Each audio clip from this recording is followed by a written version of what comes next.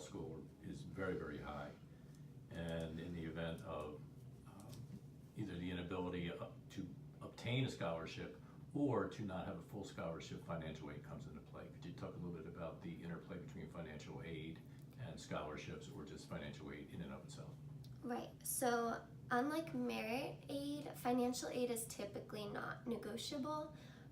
They have a very strict qualifications for who gets financial aid, and you can't really email the financial aid department and say, hey, I think I deserve more money. That's just not how it works, unlike scholarship funding. The one exception to that would be if you have already received your financial aid for the upcoming year and some unforeseen circumstance should happen, such as the loss of a parent, which could affect income, or something drastic that is really your parent lost a job, something that would change your financial aid after they had already awarded it to you, then you can email or call the financial aid department and they will usually work with you. They typically put aside a certain amount of money each year for those kind of situations, for when a student's parent loses a job, so that they can help those students and they can't just say, sorry, we don't have any money available. But besides that, you can't typically negotiate. And I'll tell you, the biggest factors to indicate whether you'll receive financial aid out of school is if you received a Pell Grant in college. That's a great indicator that you'll receive aid. The other indicator that is fantastic to show you whether or not you'll get aid is how many siblings you have that are going to be in college or in schooling while you are in law school.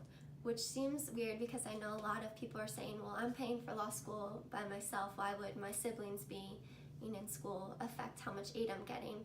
But the fact of the matter is financial aid departments use your parents' income to justify who should get need. They told me that they have to use your parents' income because there's no other real way of saying who deserves aid, because a lot of people say that they're paying for it on their own. So that's how they factor in who's going to get financial aid.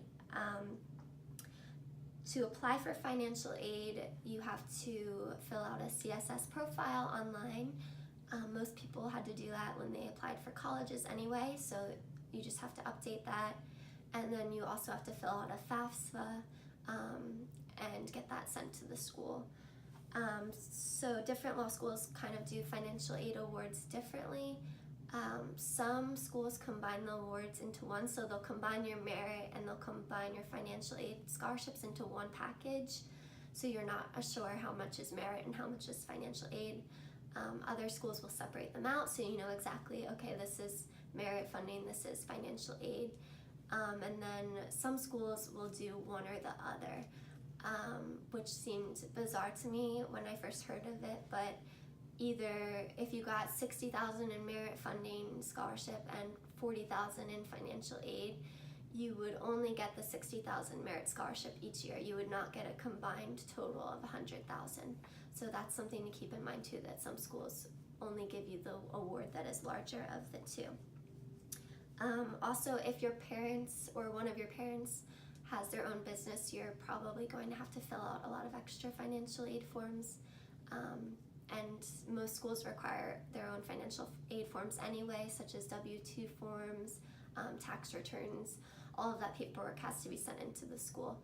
And then another thing to keep in mind, because I know some of you are probably thinking that you're not going to qualify for financial aid, so you don't want to go through all the steps of doing that. You just want to be considered for merit funding. But most schools require that you fill out all your financial aid information before you can be considered for merit funding. So even if you don't think you're going to get financial aid, you oftentimes have to complete it anyway before you can get merit scholarship. That's great advice, Claire. Thanks. And I'll have one more topic for you. Okay. Most of our students have options beyond just a single school. Right. And decisions have to be made on a variety of factors as to which school to select. Could you just talk about some of those factors and what students must consider in making this really important decision? Sure. So obviously the biggest factors that people consider are ranking and cost, which is obvious because those should be your biggest factors when you're deciding a school, is how much money you're going to have to pay and how good of a law school are you attending. But there are also other things to consider. Cost of living. A lot of people don't factor in how much it's going to cost if they go to a city school. So you have to calculate in how much rent you're going to be paying. Transportation. Some schools require that you drive a car to class because there's no on-campus housing. Other schools that are in the city, you may have to factor in buying a parking spot or taking the metro every day. So that can add up quickly, so it's important to think about that also. Location is a big one, city or more of like a suburbia school. There's benefits and drawbacks to each. I would say the benefits of being in a city is that sometimes they can have more connections to the law schools. If you're looking for internships, clinicals, after you graduate, looking for a job. So that's something to consider. And then for suburbia schools, the biggest benefits is just that there's less distractions. Some people cannot go to school in a city and then spend a great deal of their time studying. They would get distracted. So that's something to think about also, is what type of person you are, what opportunities do you want available to you, what kind of study environment is best for you. I would also consider specialization. So if you know already that you want to go into corporate law, or if you know already that you want to go into public interest law, certain schools are more crafted towards one or the other. Now every school has people that are going to be one type of lawyer or the other, so it's not that big of a consideration, but certain schools are really great at public interest or are really great at corporate law. So if you are certain that you wanted to be in one or the other, then choosing a school that specializes in that can be beneficial to you, because the Career Services Center is more geared and used to dealing with that type of work and that type of student. So they can be a little bit more helpful to you if you know what type of law you're going to be in. Another factor is class size. So typically, smaller law classes are more beneficial because the teachers know you on a name basis. There's more personnel. There's career services, administrative personnel can give you more one-on-one attention when it's smaller. But I would say not to rule out big schools. If you think of like Harvard, NYU, those are big schools and they're some of the best in the country. And most big schools will break up the size of the class into smaller sections, so that you get that smaller school kind of feel and your classes are smaller on a day-to-day basis. Another really important factor that most people overlook is job placement. You can find, for every law school, you can find their job placement rate for graduates after they leave that school.